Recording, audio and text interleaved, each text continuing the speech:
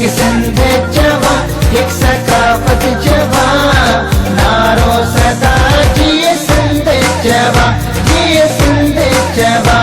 नाज़रीन, अवामी न्यूज़ में ख़बरनि जो सिलसिलो जारी है। इन वक़्तु असीं तव्हांखे घोटकी में ख़बर ॾींदा हलूं त अवामी न्यूज़ HD जे ॾिनल सॾु सिंध तो में साह असांजो तइलीम सां ऐं चाह असांजो जे उनवान हेठि घोटकी में जसकम ऐं जसाव पारां रशीद सिंधी कामरेड अकरम थईम जी अॻवानी में 5 डिसंबर जे ॾियारे जे हवाले सां मशल बरदार रैली पपन चौक खां प्रेस क्लब ताईं कढी वई। इन मौक़े ते जसकम अॻवान रशीद सिंधी कामरेड अकरम थईम में ॿिनि ॻाल्हाईंदे चयो त जसकम हमेशह सिंध जे नंगनि ऐं धरती जी हिफ़ाज़त करण लाइ सभ खां अॻरी रही है। अॼु मशल बरदार रैली कढी दुनिया खे इहो पैगाम ॾियणु चाहियूं था त असीं सिंधी सिंध सां मोहबत कंदड़ ऐं अमन पसंद आहियूं। 5 डिसंबर ते लखे सिंधी सिंध सां ज़ुल्म कंदड़ वॾेरनि भूतारनि खिलाफ़ मैदान ते निकिरी सिंध जी सकाफ़त के उजागर कंदा। मज़ीद खबरों और तफसीलात के लिए विजिट करें हमारी वेबसाइट www.awamiNewsHD.com।